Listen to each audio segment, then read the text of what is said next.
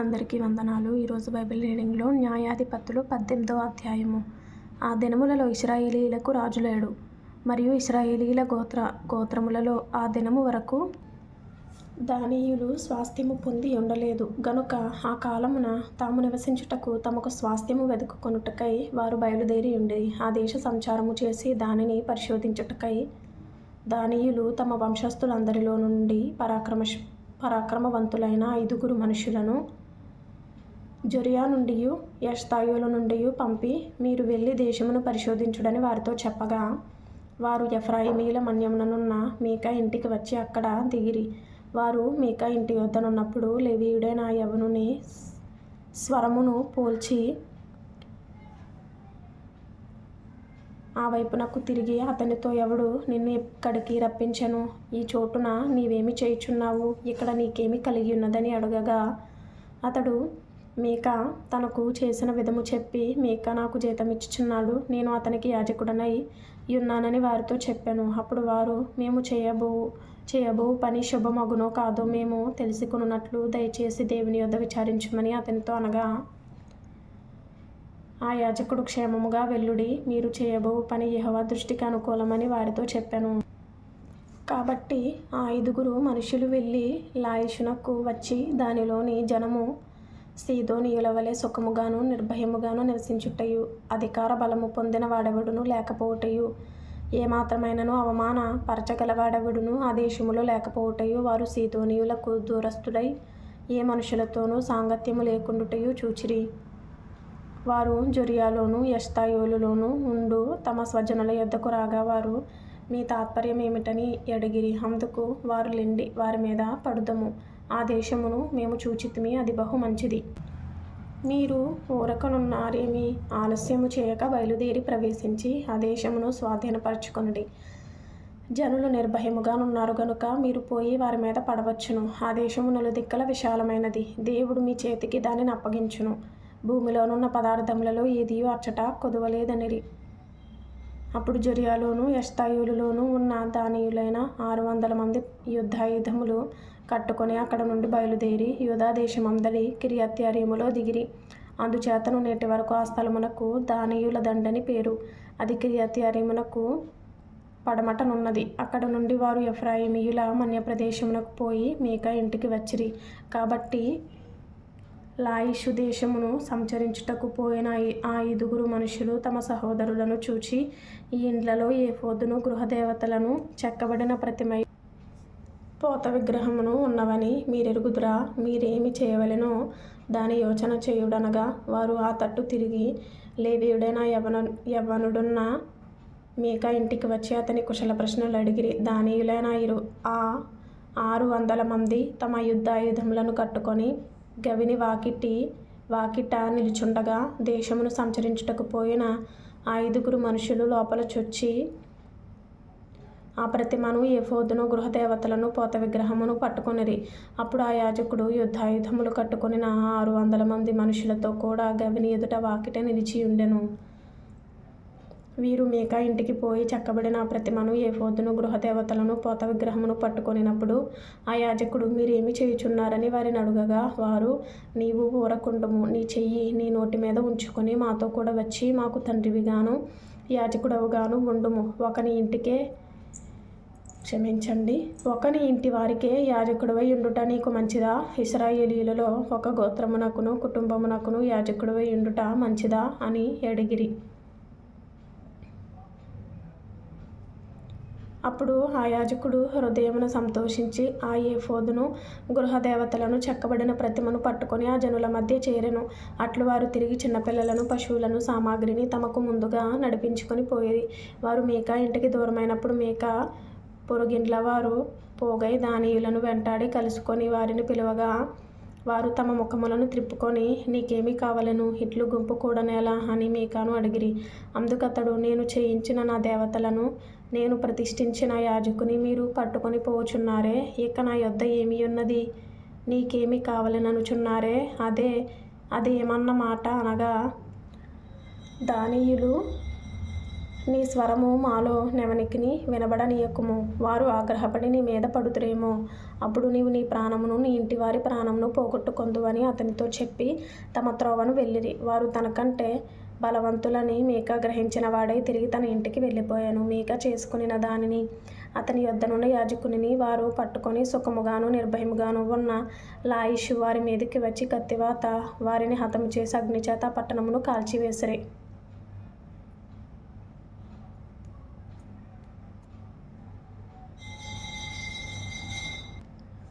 అది సీదోనుకు దూరమైనందునను వారికి అన్యులతో సాంగత్యమేమియూ లేనందునను వారిలో ఎవడునూ తప్పించుకొనలేదు. అది బేత్రెహోబునకు సమీపమైన లోయలోనున్నది. వారొక పట్టణమును కట్టుకొని అక్కడ నివసించిరి. ఇశ్రాయేలుకు పుట్టిన తమ తండ్రి అయిన దానును బట్టి ఆ పట్టణమునకు దాను అను పేరు పెట్టిరి. పూర్వము ఆ పట్టణమునకు లాయిషు అను పేరు. దానీయులు చెక్కబడిన ఆ ప్రతిమను నిలుపుకొనిరి. మోషే మనుమడును గెర్షోను కుమారుడునైన యోనాతాననువాడును వాని కుమారులను ఆ దేశము చెరపట్టబడు వరకు దానీయుల గోత్రమునకు యాజకులై ఉండిరి. దేవుని మందిరము షిలోహులోనున్న దినములన్నిటను వారు మీకా చేయించిన ప్రతిమను నిలుపుకొని ఉండిరి. ఆమేన్. తర్వాత న్యాయాధిపతులు 19వ అధ్యాయం కూడా చదువుకుందాం.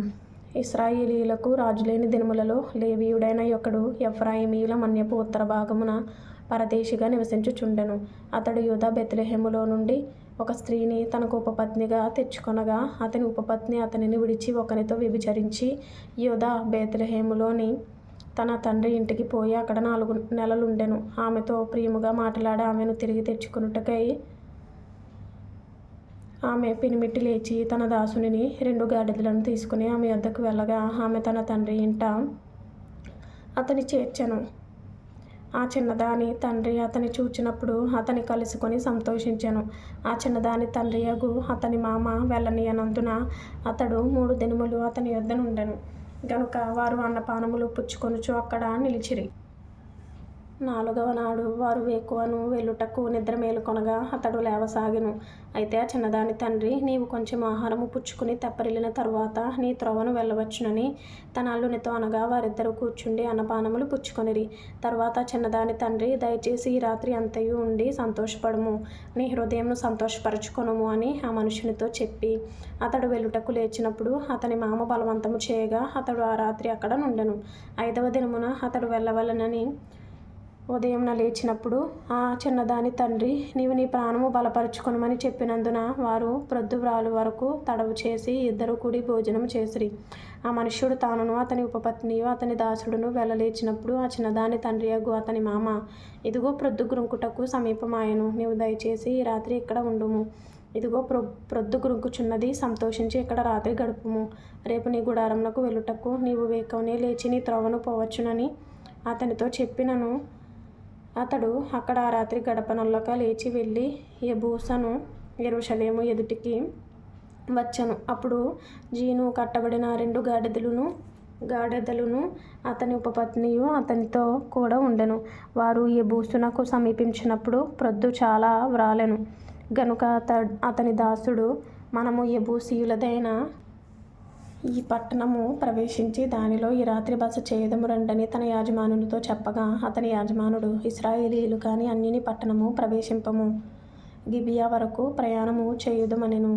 మరియు అతడు, నీవు రమ్ము, ఈ స్థలములలో ఏదో ఒక ఊరికి సమీపించి గిబియాలోనే గాని రామాలోనే గాని ఈ రాత్రి బస చేసేదమనెను.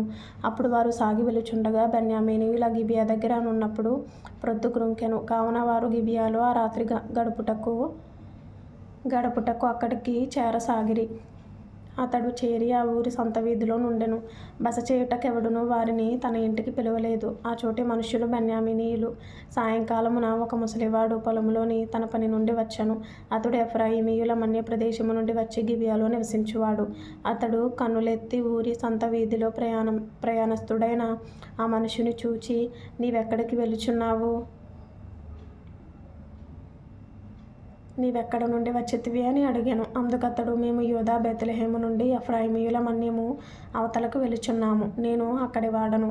నేను యూదా బెత్లెహేమునకు పోయి ఉంటిని. ఇప్పుడు యెహోవా మందిరమునకు వెలుచున్నాను. ఎవడునూ తన ఇంట నన్ను చేర్చుకొనలేదు. అయితే మా గాడిదలకు గడ్డి మొదలైన మేతయు నాకును నా పెనగత్తకును నీ దాసులతో కూడానున్న నా నౌకరులకును ఆహారమును ద్రాక్షారసమును ఉన్నవి, ఏదియూ తక్కువ లేదని అతనితో చెప్పగా,